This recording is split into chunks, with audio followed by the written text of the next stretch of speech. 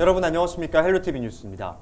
이다솜 아나운서 오늘 밖에 나가보셨죠? 네. 저도 잠깐 외출을 했었는데 정말 손발이 꽁꽁 얼 정도로 춥더라고요. 저도 오늘 그래서 목도리로 무장을 하고 나왔는데요. 내륙 대부분 지역에는 한파특보가 내려졌습니다. 바람도 강하게 불어서 체감 온도는 더 낮았는데요. 네, 여기에 12일은 더 춥다고 합니다. 아침 기온이 영하 15도 아래로 떨어지는 곳도 있겠는데요. 이럴 때는 동상이나 동창 같은 한랭 질환도 주의하셔야겠습니다. 당분간은 강추위가 지속된다고 하니까 귀마개나 장갑 같은 방한용품을 꼭 챙기시기 바랍니다. 네, 그리고 야외 활동 무리하게 오래 하지 마시고요. 빙판길에서 미끄러지지 않도록 보폭을 줄여서 걷고 굽이 낮은 신발을 신으시는 게 좋겠습니다. 미끄럼 방지 기능이 있으면 더 좋겠죠. 네, 헬로티비 뉴스 시작합니다. 건조한 날씨 속에 곳곳에서 산불이 이어지고 있습니다. 지난 10일 밤 창녕군 성산면 대산 일대 야산에서 불이 나면서 소방당국이 밤새 진화 작업을 벌였습니다. 인구 100만 명의 창원시가 13일 특례시로 새롭게 태어납니다. 특례시 출범으로 행정과 복지 분야 권한이 확대될 예정인데 달라지는 점을 정리했습니다. 남부 내륙철도 건설 사업이 속도를 냅니다. 13일 국토교통부가 기본계획을 고시할 예정인데 경남에서 합천과 거제 등 4개역을 신설하며 오는 2027년 개통을 목표로 합니다. 11일 낮 12시쯤 통영시 용남면 동달리의 굴 수산물 가공 공장에서 큰 불이 났습니다. 점심시간이라 내부에 사람이 없어 다행히 인명피해는 없었습니다.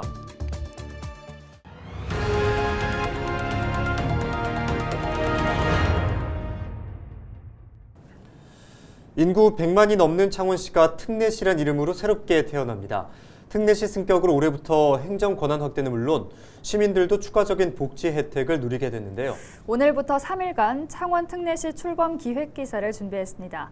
먼저 첫 순서로 창원 특례시가 되면 달라지는 변화를 정리했습니다. 표현민 기자입니다.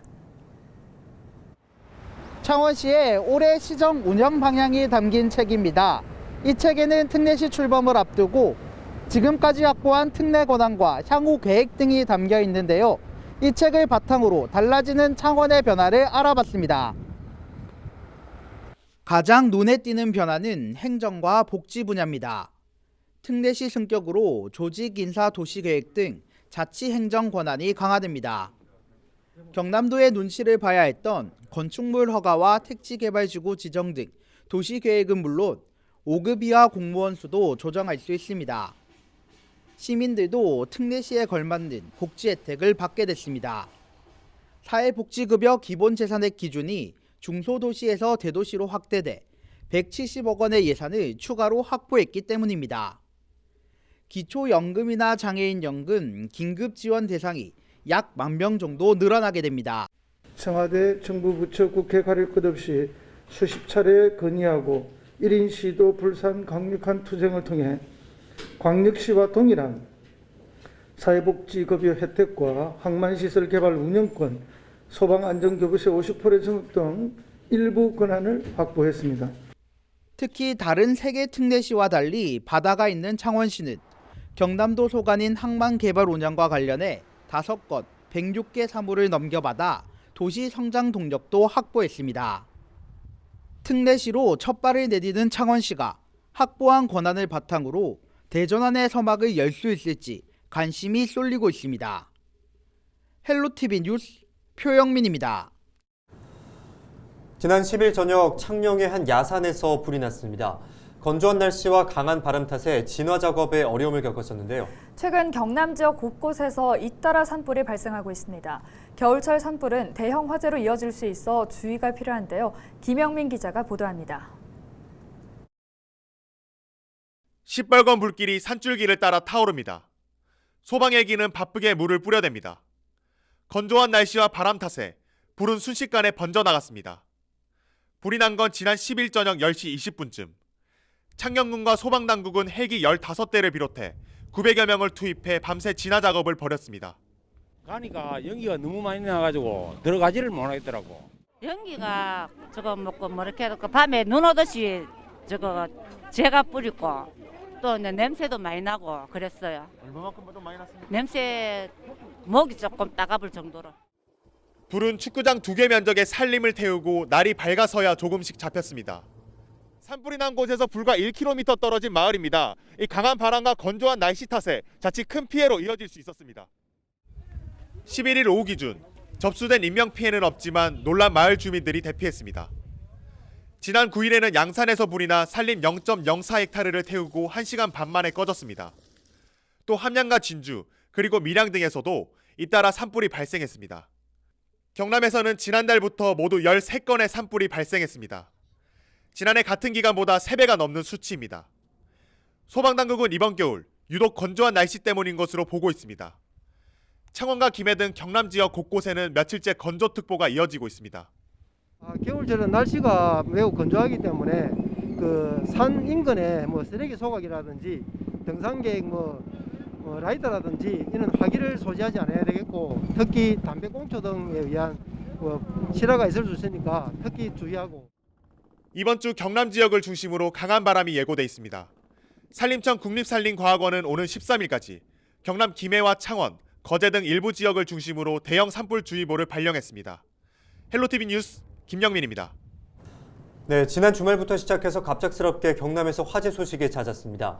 함양부터 해서 진주와 양산, 고성 그리고 창녕까지 산불이 연이어 발생했는데요. 화재 원인은 여러 가지가 있겠지만 건조한 날씨에다 바람까지 많이 불면서 작은 불씨가 큰 불로 번지고 있는 것 같습니다.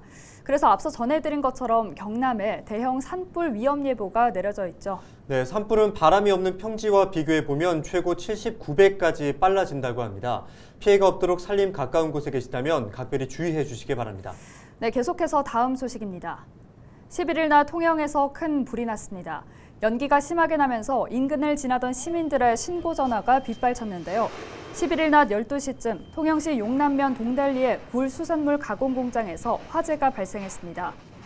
소방당국은 헬기 1대와 차량 24대, 인력 50여 명을 투입해 화재 시작 약 1시간 반 만에 큰 불길을 잡았습니다. 점심시간이라 다행히 내부에 사람이 없어 인명피해는 없었는데요. 경찰과 소방당국은 정확한 화재 원인과 재산 피해를 조사 중입니다. 오는 2027년 거제부터 서울까지 2시간 50분대 갈 수 있는 남부내륙철도가 개통합니다. 국토교통부는 오는 13일자로 남부내륙철도 건설 사업에 대한 기본계획을 확정 고시할 계획이라고 밝혔습니다. 경북 김천부터 거제까지 단선철도 177.9km를 연결하는 남부내륙철도 사업에는 국비 4조 8,015억 원이 투입됩니다. 경남에는 합천과 고성, 통영, 거제 등 모두 4개 역사가 신설되고 진주역은 기존 역사가 환승역으로 개량됩니다. 노선이 개통되면 서울까지 진주에서 2시간 25분, 거제에서 2시간 54분, 창원에서 2시간 49분이 걸릴 것으로 전망됩니다. 생산 유발 효과는 약 12.5조 원, 고용 유발 효과도 9.7만 명으로 기대됩니다. 한편 경상남도는 그동안 지역민의 요구가 많았던 합천 해인사역의 경우 달빛 내륙철도의 연계 환승역으로 신설을 추진하겠다고 밝혔습니다. 달빛 내륙철도와의 연계 환승역으로 다음에 달빛 내륙철도가 본격화되면 신설을 추진하겠다고 발표했기 때문에 최대한 저희는 달빛 내륙철도를 빨리 착공할 수 있는 방안으로 가면서 가능하다면 설계 단계나 남부 내륙철도가 개통되기 전이라도 설치할 수 있는 방안을 협의해 나가도록 하고요. 이달 중에 경남도는 남부 내륙철도 연계 역세권 개발 계획 용역을 발주할 예정입니다. 경남도는 역사 선정 갈등 지역의 연계 교통망 대항을 제신하고 철도 건설에 따른 환경 문제를 해소하기 위한 방안도 국토부와 마련하겠다고 전했습니다.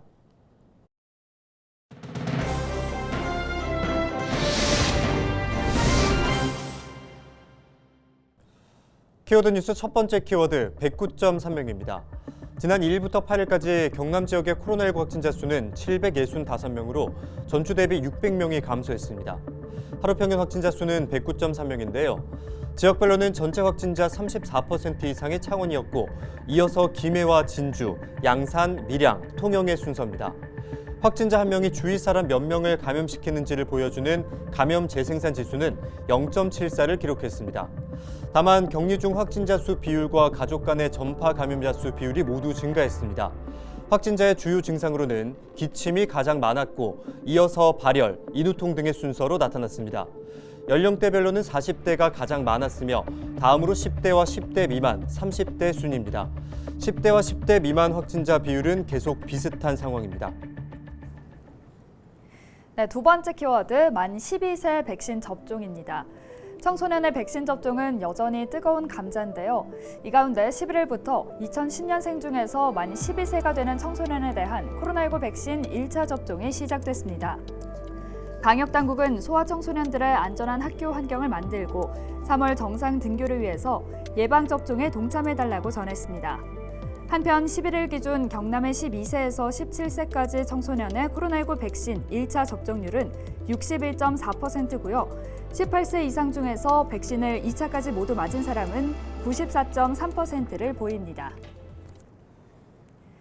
네, 세 번째 키워드는 칼바람입니다. 건조한 날씨가 이어지고 있는 가운데 매서운 추위까지 찾아왔는데요. 기상청은 11일 밤부터 경남 일부 지역에 한파주의보가 내려지겠고 12일 아침까지 거제 등 해안을 중심으로 강풍주의보도 이어질 것으로 전망했습니다. 특히 거제와 의령, 산청 등에서는 순간풍속 초속 20m 이상의 강한 바람이 부는 곳도 있겠는데요. 피해 없도록 시설물 관리와 안전사고에 유의하시기 바랍니다.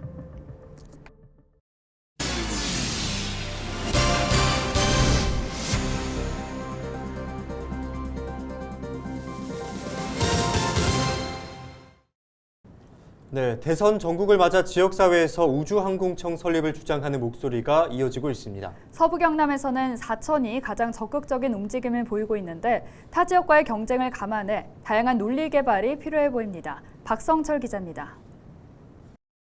우주항공청 신설 논의는 각 부처별로 분산돼 있는 항공 우주 분야 사업을 통합해 지원할 필요성에서 시작됐습니다. 대선 전국을 맞아 더 탄력을 받고 있는데 현재 국회에서는 우주청 신설을 골자로 한 정부조직법 일부 개정안이 발의돼 있으며 여야의 대통령 후보들까지 우주산업 육성을 공략화하고 있습니다. 서부 경남에서는 사천이 가장 적극적인 유치 움직임을 보이고 있습니다. 먼저 황재은 도의원은 국가산단이 조성 중이고 우주산업과 직접적 연관관계를 가지는 항공산업의 70%가 집중된 사천이 우주항공청 설립 목적을 가장 잘 달성할 수 있다며 사천시와 경남도에 적극적인 대응을 주문했습니다. 고유의 원천 기술을 가지고 있을 뿐만 아니라 자체 R&D도 상당해 주변의 우주 기업들 발전에 큰 기여를 하고 있기 때문에 우주청은 우주산업과 직접적인 연관성이 있는 경남, 그중에서도 에어스페이스 벨트의 중심지인 사천에 설립되어야 하는 것입니다. 이후 최근 폐회한 사천시 의회도 우주항공청 유치에 같은 목소리를 내고 있습니다. 사천시 의회는 우주항공청 설립 건의문을 만장일치로 채택하며 정부 조직 유치에 힘을 실었습니다. 우주를 향한 꿈, 우주항공청 설립 건의안을 원안대로 채택하고자 하는데 의원 여러분 이의가 없으십니까? 이의가 없으므로 본 안건은 원안대로 채택되었음을 선포합니다. 사천시 의회 건의문은 대통령 비서실과 국회의장을 비롯해 대선 후보 캠프, 정부 조직 등 정부와 정관계에 전달됐습니다. 이런 지역사회 목소리에도 불구하고 무난한 유치는 장담할 수 없습니다. 항공우주연구원이 있는 대전과 나로우주센터가 위치한 고흥 등 벌써부터 적극적인 유치 움직임을 보이는 지자체들이 나타나고 있기 때문입니다. 대선 전국 속 점점 수면 위로 떠오르고 있는 항공우주청 신설과 유치 문제. 지역적으로 사천을 중심으로 한 진주와 고성, 창원의 에어스페이스 벨트가 국내 유일하다는 점, 또 균형 발전 측면에서 정부의 의지를 확실히 알릴 수 있는 곳이 서부 경남이라는 점 등 지역사회의 논리를 다듬고 개발하는 노력들이 이어져야 할 것으로 보입니다. SCS 박성철입니다. 베델 새마을금고가 11일 창원시청을 방문해 창원시의 라면 500상자 1,000만 원 상당의 성품을 전달했습니다. 성품을 전달한 김경호 이사장은 설을 맞아 지역민에게 받은 사랑을 돌려드리기 위해 라면을 전달하게 됐다고 말했습니다. 창원시는 전달받은 라면을 지역 내 저소득층 가정에 전달할 계획입니다. 창원시와 넷제로 2050 기후재단은 탄소 중립사회 실현을 위한 업무 협약을 체결했습니다. 두 기관은 협약을 통해 기후위기 대응을 위한 정보를 공유하고 지역 공동사업, 캠페인 등 공익활동에 힘을 모으기로 했습니다. 창원시는 탄소 중립사회 실현을 위해 스마트 그린 산단과 공장 지붕 태양광 보급 사업 등을 추진하고 있습니다. 이상으로 뉴스를 마칩니다. 함께해 주신 여러분 고맙습니다.